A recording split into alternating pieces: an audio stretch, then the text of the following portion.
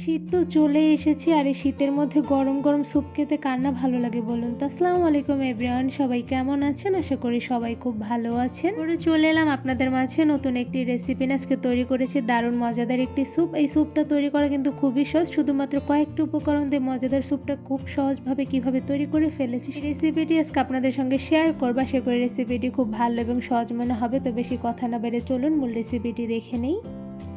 Soup তৈরি করার জন্য প্রথমে একটি প্যানের মধ্যে নিয়ে নিয়েছি চিকেন ব্রেস্ট পিস। এখানে আমি হাফ কাপের মতো নিয়ে নিয়েছি। সাথে চিংড়ি মাছও নিয়েছি হাফ কাপের মতন। এখানে আমি মিডিয়াম সাইজের চিংড়ি মাছ নিয়ে নিয়েছি। আর সাথে দিয়ে দিচ্ছি ডিমের কুসুম। এখানে সাদা অংশটাও দেওয়া যায়, বাট ডিমের কুসুমটা দিলে বেশি ভালো হয়, তো এর জন্য আমি এখানে দুটো ডিমের কুসুম নিয়ে নিয়েছি। আর সাথে দিয়ে দিচ্ছি আদা কুচি। এখানে আমি গোল করে কিছু আদা কুচি দিয়ে দিচ্ছি।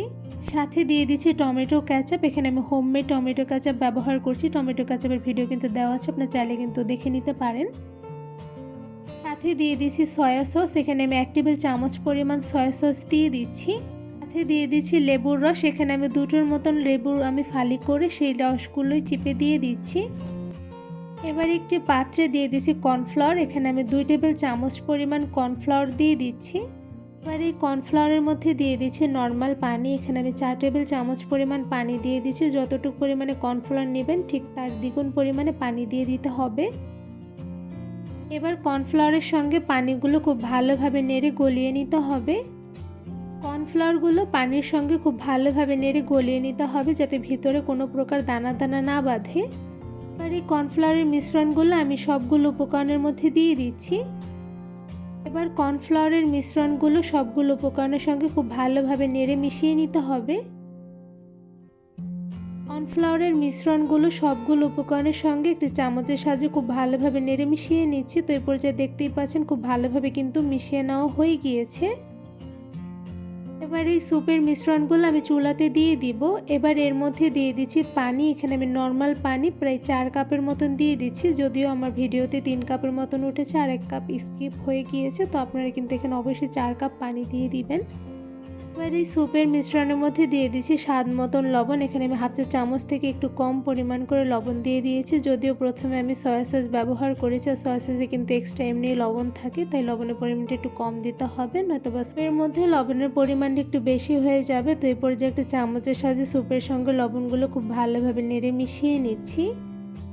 এই স্যুপগুলো রান্না করার সময় কিন্তু চুলার আঁচটা একদম মিডিয়াম টু লোতে রেখে রান্না করে নিতে হবে। যেহেতু স্যুপের মধ্যে আমি কর্নফ্লাওয়ার ব্যবহার করেছি, সেক্ষেত্রে কিন্তু নিচে লেগে যেতে পারে। তো এই পর্যায়ে কিন্তু ননস্টপ খুব ভালোভাবে নাড়তে হবে, আর সাথে কিন্তু একদম লো আঁচে স্যুপটা রান্না করে নিতে হবে। চুলার আঁচটা মিডিয়াম টু লোতে রেখে অনেকটা সময় নিয়ে স্যুপগুলো আমি রান্না করে নিচ্ছি। আর এদিকে কিন্তু চামচ দিয়ে খুব ভালোভাবে স্যুপগুলো আমি নেড়ে নিচ্ছি, যাতে নিচে দলা পেকে না যায়। তো এই পর্যায়ে দেখতেই পাচ্ছেন খুব ভালোভাবে কিন্তু আমার স্যুপগুলো নেড়ে নেওয়া হয়ে গিয়েছে। এই মজাদার স্যুপটা রান্না করতে কিন্তু খুব একটা বেশি সময় লাগে না। চুলার আঁচটা মিডিয়াম টু লোতে রেখে কিছুক্ষণ সময় নিয়ে 10 থেকে 15 মিনিট সময় নিয়েই কিন্তু খুব সহজে এই স্যুপটা রান্না করে নেওয়া যায়। তো এরপরে যা দেখতেই পাচ্ছেন স্যুপগুলো অনেকটা সময় নিয়ে আমি রান্না করে নিচ্ছি, আর সাথে কিন্তু চামচের সাহায্যে খুব ভালোভাবে নেড়ে নিচ্ছি। মিডিয়াম আছে কিছুটা সময় নিয়ে স্যুপগুলো রান্না করে নেওয়ার পর দেখতেই পাচ্ছেন স্যুপগুলো কিন্তু অনেকটা পরিমাণে ঘন হয়ে এসেছে। তো এই পর্যায়ে দেখতেই পাচ্ছেন স্যুপগুলো কিন্তু অনেকটা পরিমাণে রান্না হয়ে গিয়েছে। এই পর্যায়ে আমি চামচের সাহায্যে আরও কিছুটা সময় নিয়ে খুব ভালোভাবে স্যুপগুলো নেড়ে নিচ্ছি। এই স্যুপের মধ্যে যেহেতু আমি চিংড়ি মাছ সাথে চিকেন ব্যবহার করেছি, তাই স্যুপটা যতটা সময় নিয়ে রান্না করে নেওয়া হবে ততই কিন্তু এই চিকেন আর চিংড়ি মাছের খুব সুন্দর একটি ঘ্রাণ বের হবে। চুলার আঁচ মিডিয়াম টু লোতে রেখে প্রায় 10 থেকে 15 মিনিট সময় নিয়ে আমি স্যুপগুলো রান্না করে নিয়েছি। তো এরপর যা দেখতেই পাচ্ছেন স্যুপগুলো কিন্তু অনেকটা পরিমাণে ঘন হয়ে এসেছে, আর সাথে কিন্তু চিকেন আর চিংড়ি মাছগুলো খুব ভালোভাবে সেদ্ধ হয়ে গিয়েছে। এই পর্যায়ে কিন্তু আমার স্যুপটা একদমই রেডি। এবার স্যুপটা আমি একটি পাত্রে বেড়ে নিব।